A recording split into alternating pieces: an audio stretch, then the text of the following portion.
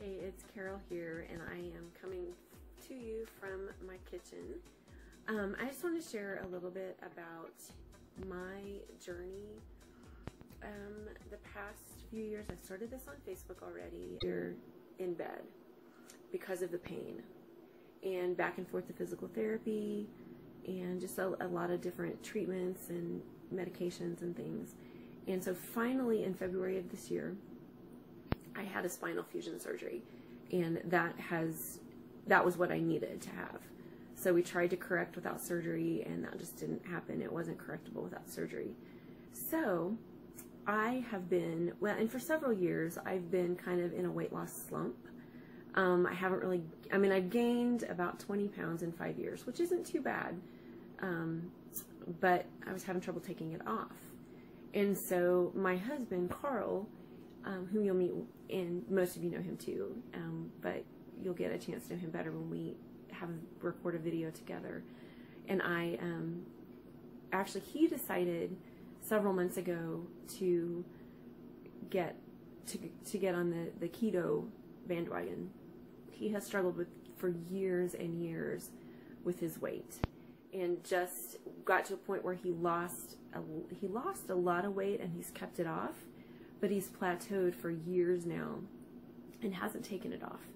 And we are both emotional eaters, and I am in the kitchen today because typically I don't like to be in the kitchen, and that is one of the reasons why we both have gotten in the place that we are, because my idea of cooking dinner would be to grab a processed box of Hamburger Helper, some chicken nuggets, throw in a canned vegetable, and call it good. You know, hey, I got some meat and some veggies going. Anything I could do in 30 minutes or less. So lots of spaghetti, lots of pasta. You know, I would throw in a salad, but nothing healthy. Lots of processed food.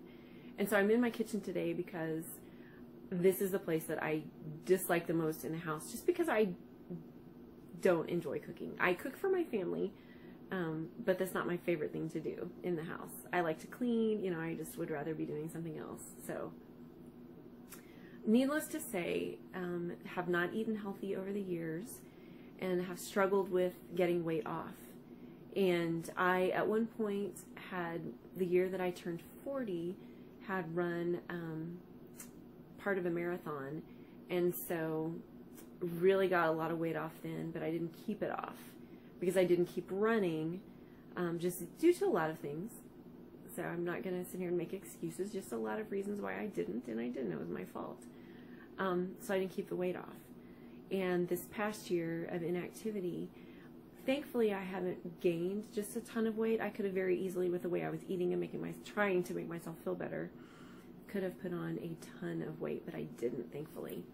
But Carl started eating keto and seeing some success with it, but you know, I wasn't helping him any. I was enabling him. You know, the nights that I wouldn't feel good, I'd be like, oh, would you go get me this? Or once I was up and about and trying to get out, I would go get my own junk food, and not making it easy on him. Well, about 8 weeks ago, a really, really good friend of mine was talking about what she was doing, and it was the same thing that Carl was doing, and she was having success.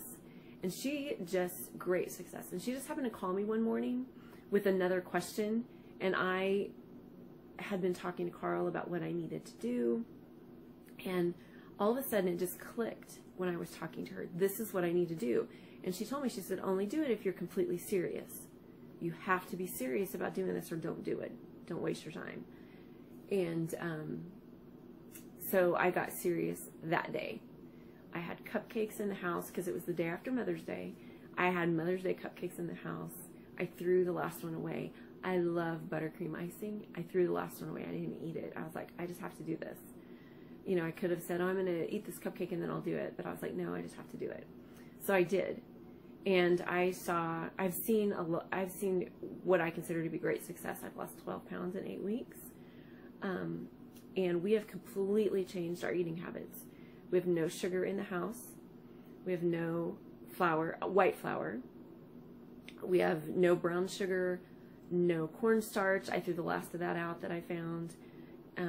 Cornmeal, all of it's gone. Corn syrup, all of it is gone. I haven't used corn syrup in years, but I decided, you know, I don't even want to make it available for anyone else to use. And so we are eating as clean as we possibly can, and really enjoying it. I am finding there are lots of foods that I like that I can have. I'm finding good substitutes. I found a good bread substitute. I love bread. Zucchini squash works great for pasta. And it's, you know, people talk about it being expensive. Well, it is a little bit on the front end, but once you get those ingredients, like almond flour, coconut flour, things like that, it's really not. And once you get into it, changing your diet, changing your habits, you will find out that you're so much happier. And I don't want to cheat. Anytime I see something that looks good that I used to really love, I'm really getting to the point where I don't want to cheat. And so it's not really even tempting.